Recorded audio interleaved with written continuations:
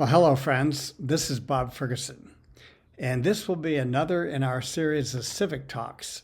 So today I'm honored to have as our guest Maurice Olivers from the Brightlands region in Holland. Maurice is the Director of PR and Communications for Brightlands, and we met in Vietnam, didn't we, Maurice? Yes, we did. It was a great time we had there. Very Absolutely. interesting. At the ICF Summit, and I was so taken by what Maurice had done and his colleagues at Brightlands that I thought it was worth a conversation. Because while in southeast Iowa we see ourselves as small towns, kind of sufficient unto ourselves, that may not necessarily be the best way for an entire region to grow and develop. So, Maurice, it is really a pleasure to have you with me today. So let's jump right in and talk about the history of Brightlands, history of the Limburg area, and what you did to create this absolutely marvelous economic development engine that you have created. Well, I'm happy to do so. Thank you for having me, Bob. It's an honor uh, to elaborate on our development. And maybe it's good that I will share a few very short presentation, which can give you a better picture of where our region is and where is it about. And so let's try to do so first. Uh, so I'm representing Brightlands, as you can see, and so again, very happy to discuss with you our developments, and because also of our conversations in Vietnam, I was also really impressed by Fairfield's developments and in particular, as you are quite a small region, we are also not a very big region. But so we have to find ways to make our economy and our social developments work for the future, and that's what we did in the past years, and that's where Brightlands is also about. Um, so let me first a little bit explain about where is Brightlands Limburg. Brightlands is in fact, it's not a geographic name, it's a brand name. It's the name of innovation of the region of Limburg. And the region of Limburg, as you can see it on this picture, that region is squeezed between Germany, and Belgium, and in fact also the Netherlands. And we have about 1 million inhabitants, and we are worldwide known for the Maastricht Treaty, which actually is the foundation of the European Union and the Euro coin. So that was really established in Maastricht. And it's a region that is very popular among Dutch, but also among a lot of foreigners. So I guess more than 100 nationalities work at Brightlands, and study and work at Brightlands. And we really happy to also show, I guess, millions of visitors each year to the beauty of our region. Because innovation is one part, but the good living is the other part of the region. So this is the best of both worlds we try to combine in this piece of the planet. But maybe some backgrounds, because there is a long history before, and I will show you a little part of it. And that is this picture. And this picture shows that our region reinvented itself many times. And at 15 years ago, we started creating Brightlands. And in between, you can see that our history is for a big part based on the coal mine industry. The coal mine industry, which was in those times the economic fuel of the Netherlands. and we were a very rich region in that time. But that suddenly stopped at the early 70s. And so we had to reinvent ourselves because the money was not streaming to the south of the Netherlands, but to the north of the Netherlands. So that was quite a challenge to make that again work. And therefore, the big company, which was called the Dutch State Mines, reinvented itself into a petrochemical industry, which is the Dutch State Mines. It still exists. It's DSM, we call it DSM, and DSM built up the petrochemical industry in our region until, I guess, it was at the beginning of this century. Then they sold the complete plant. They sold the plant to a lot of companies which have their main locations abroad, most of them outside Europe.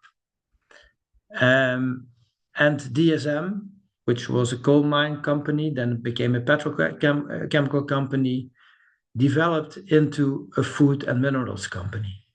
It's really a bright story, but not a story which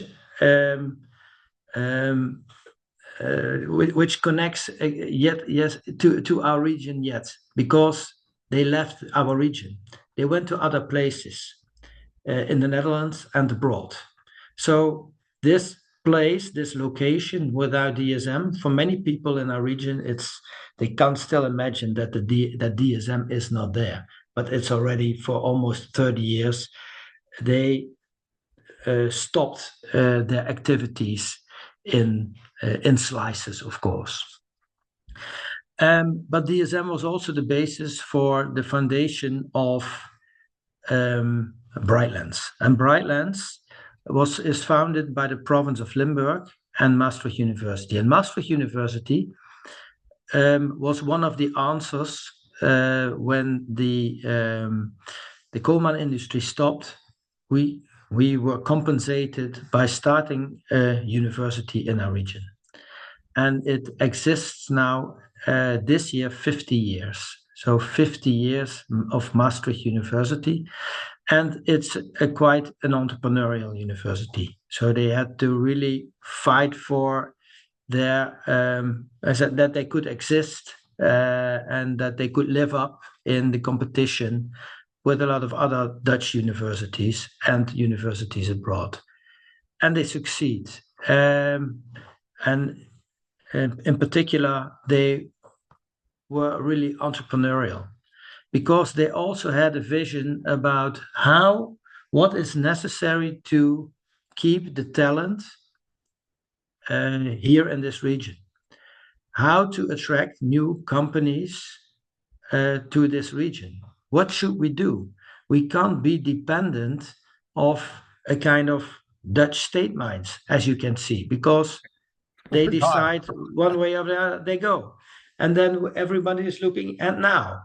So we have to take direction of that, and they did.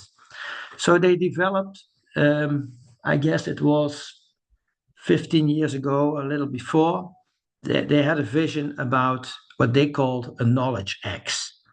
A knowledge X from the south to the north of the regions, and they identified 4 clusters of knowledge, because the knowledge economy is our basis. And they identified 4 clusters of knowledge. 1 in health, 1 in chemistry, 1 in, as you can see, we call it smart services, which has to do with data, with AI, etc. And 1 in food in the northern part. And that knowledge X, so there were clusters of knowledge, but there was no education, there were no startups, there were no programs, but there were some companies who owned that knowledge, And in some places, in particular in the south, there was the university who owned the knowledge. And then they thought, what we should do is we have to follow the triple helix approach. We have to bring to those 4 places, and I will show you. As you can see, we have to bring to those places science, entrepreneurship, and education. And that's what we did with not only the university, but also schools for vocational education, higher education, knowledge institutes. We set up public-private knowledge institutes based on the market needs of the specific topic. And so we developed 4 Brightlands campuses. So we also decided for not that for one umbrella brand, so that we can be recognizable in one way or the other in the Netherlands, in Europe, in the world as a region of innovation. But this started, so this picture did not exist 15 years ago. Mm-hmm. And now, when we look at it, we see that 32,000 people are innovating in food, in AI, in the new chemistry, and in advanced imaging and health. And those clusters, we are very proud about this development. Those clusters give us a kind of flexibility to the future. An example is that, for instance, our chemical campus, Brightlands Camelot campus, is part of the chemical industrial part. And the chemistry in Europe has tough times because of energy costs, feedstock challenges, competition, and it's very tough times. So we have to innovate. So we have to make that feedstock circular, but also the chemistry circular. And because of that campus we have a kind of bright minds already in place to work on that transition, to build on the new innovative chemistry. And that is what we see. And so when we did not have started this 15 years ago, we're looking, again, what is happening? Because maybe the chemistry industry will collapse. There is a chance. So, but now we have our bright minds at the Brightlands campuses who can try to solve that problem. So this is really where we are proud of, and but we see a lot of challenges as well for the future to keep this up and to really reinforce this to next level. And so that's a great challenge we face as well. One thing you don't see at this picture is one big, that's not a secret, but it's we are in a competition of acquiring the so-called Einstein telescope. And the Einstein telescope is the next generation gravitational waves detector. And that's a big thing. That is a real big thing, physically, but also mentally in the region. And so we are in that competition, and you see some pictures in the video, which I would like to show you now. Here in Limburg, we don't talk about change. We make it happen for generations. We went from this to this, and from this to one of the smartest regions in the world. Sure, reinventing your region is not unique. But why do we nail it here? Well, do you get inspired here or here? Limburgers love hard work and good living. Back in the day, you could be the one to invent the paperclip and change the world. But today's challenges, they can't be solved by just a bright idea. You need political support, research teams, testing facilities, laboratories. And her. She turns your ideas into reality. You need to bring people together. And that's exactly what we do. Not on 1, 2, 3, but 4 campuses. Here, hundreds of companies and multiple governments work side by side with thousands of students and professionals. If it solves a system problem and has the potential to scale, we dive in. And that means leaping forward. Like 80,000 juicy burgers from one stem cell, born in Maastricht. Or the Brightlands circular space, where we partner with the entire value chain, producer all the way to user. Together, we've built a revolutionary test and demo center. Everything, preparation, testing, and producing new products happens in one place, enabling lightning-fast solutions. Or the Einstein telescope, a project so big it needs 3 countries. Here, we'll measure gravitational waves, taking us back to the origins of the universe. True, we haven't won the tender yet, but we already started building test facilities, and we are already hiring the best in the field. This isn't the future. This is now. Here in Limburg, your future is without limits. Well, Maurice, that is really quite a vision. Extraordinary. And it's just to think that those 4 innovation centers didn't exist 15 years ago.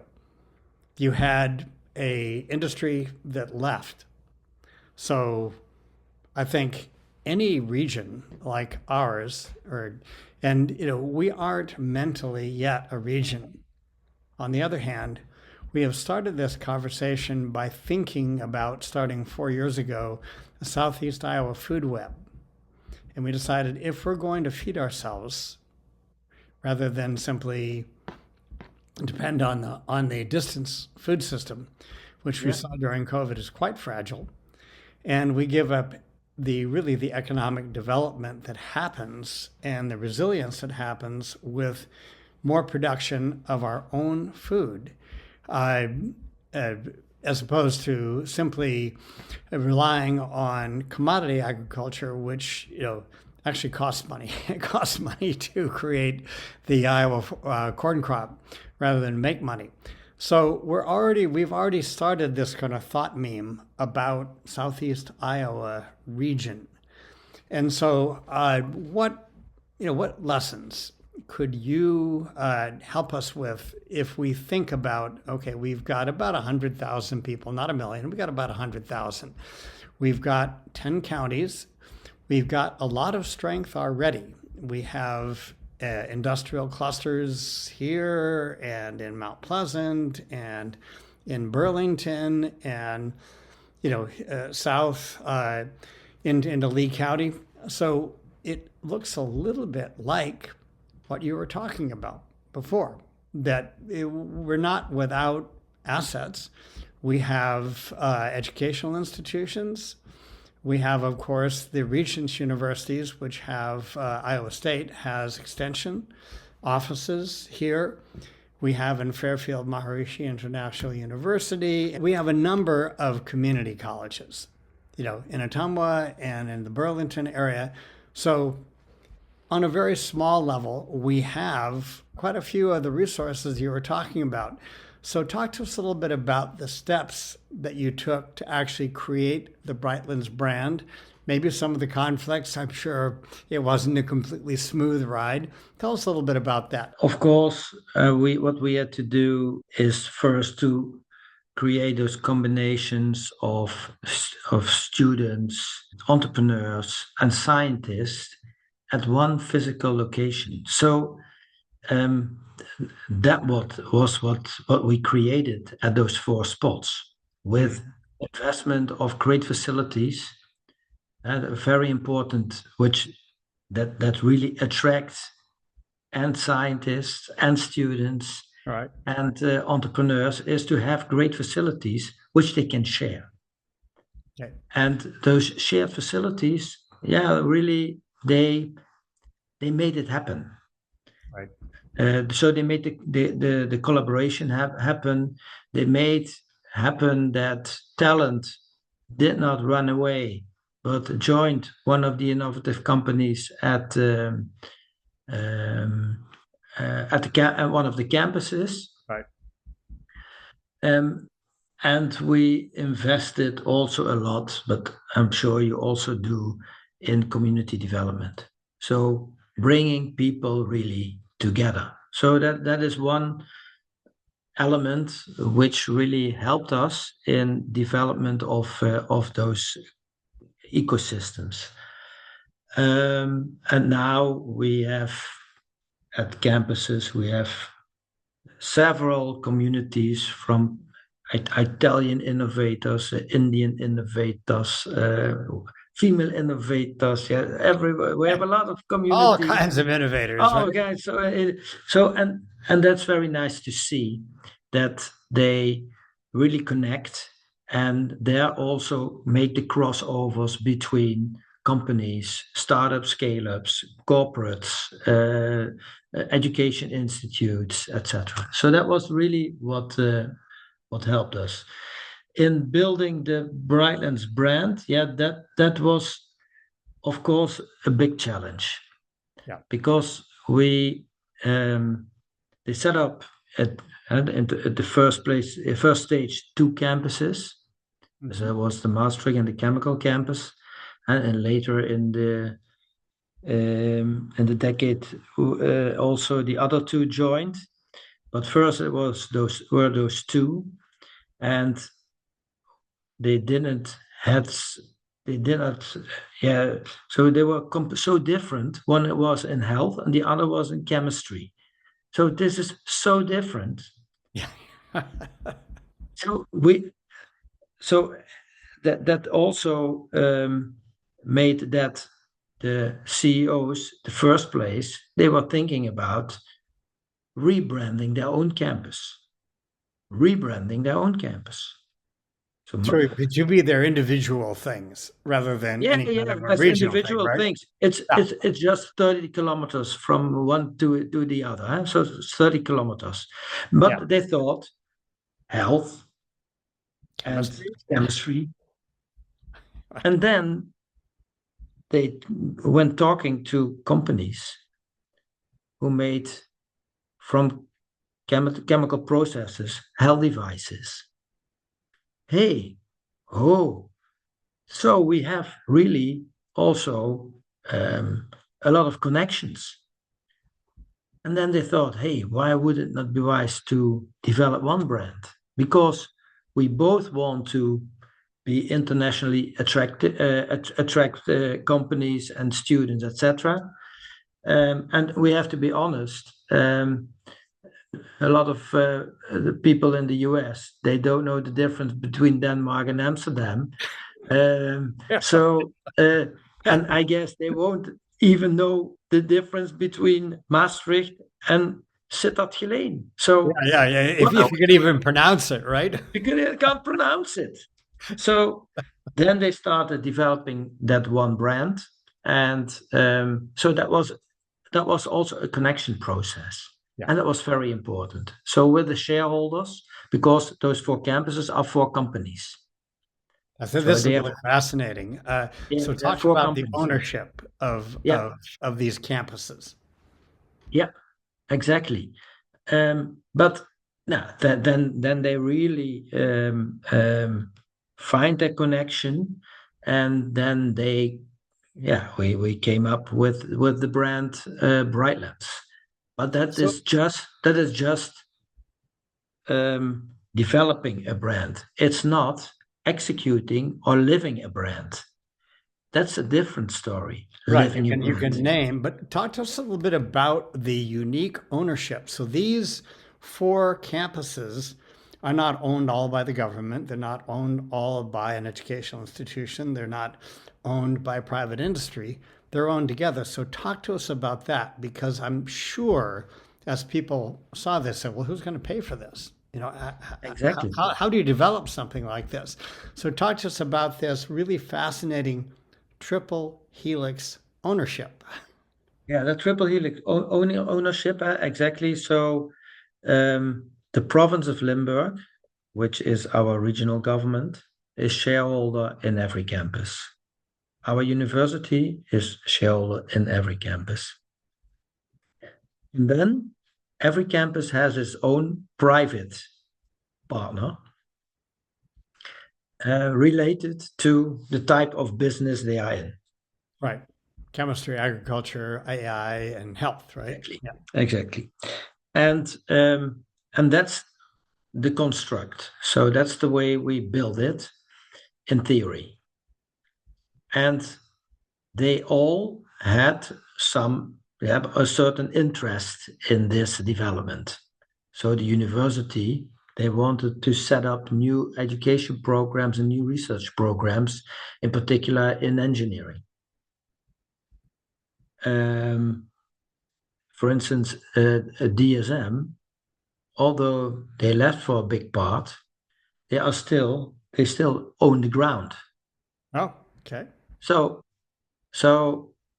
they still have an interest that this raises. Then the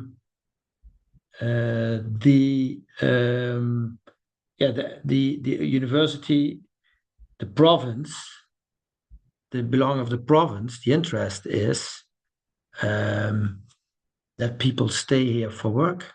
Yeah. And that we create new jobs. And so that the social and economic climate raises.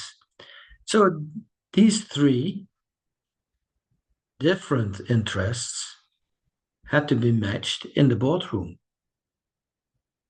And that's not easy. No. And that sounds easy, but that's not easy. No, it's not. I can tell it's not easy even thinking about it. So, but therefore, strong leadership was important to bring them really together and to make that work. And that was also the story of the past 10 years, that they learned to work together with one big project, which became also very successful. And of course, there are a lot of topics coming along the desk on this, which lead to discussions. But it's at the end, these are three different cultures, and they build up together a relation, and they build up trust. And of course, what helped was that there was success. We saw, and for the university, that their interest was really made. That for the province, that the jobs increased, and in this time, for instance, DSM, that the value of the property became more. So, yeah, in that sense, these are elements, three cultures in one boardroom, and in that sense, it's also people's business. So the people, they have to work together. They have to trust each other, and that is very important to build that up and to pay attention to that. But it's not easy. Well, what occurs to me is that in the U.S., and I'm sure around the world, there is a tension between government-run, perhaps top-down, private industry, bottom-up from the standpoint of private industry, and then education. And what I see in this is a really fascinating connection and development together from these different arenas with different perhaps philosophies. And rather than being a left, right, or government, private industry, This is really everything together, everyone together, working together to create something which provides value for all of those interests and ultimately for the people. So this is really fascinating, Maurice, and I'm sure this is not going to be the last conversation we have. But before we go, let's talk a little bit about Intelligent Community Forum, because you are a competitor and a winner in that, and your area, and so also is Fairfield. So how did Intelligent Community Forum assist in this process of thinking through and this development together? Yeah, actually, they opened our eyes. So when we invited them to come and take a look in our region, yeah, we are a quite modest community, Mm-hmm. and they really pointed out some USPs we also know we have, but we are not sharing them. Yeah, right. It's So that and that is also one of the reasons why we joined ICF, is to change that, because we also see that we have some hidden pearls, and maybe we are a hidden pearl, but when we don't tell it, when we don't show it, when we are not showing our proudness, and that is something we can learn from other communities, how they do this.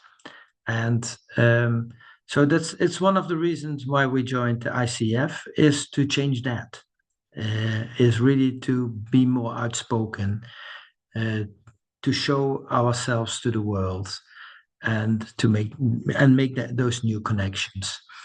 So I don't know if this is an answer to your question, but this is really what triggers what they triggered us on this. And yeah, when I'm visiting an ICF conference, every time,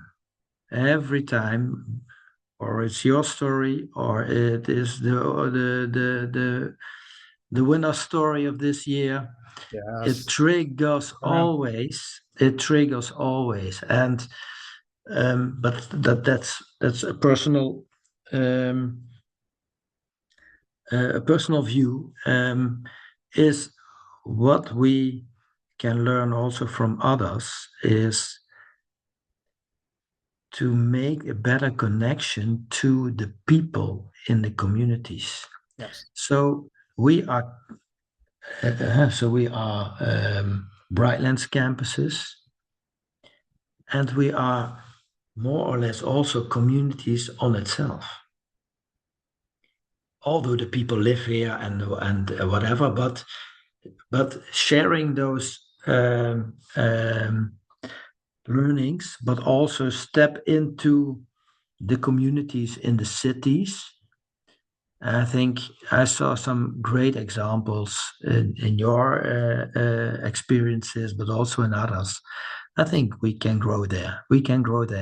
And we also work on it now. So others see this also. We step into that. And that's one of the stories of the challenges I face personally, to make that happen.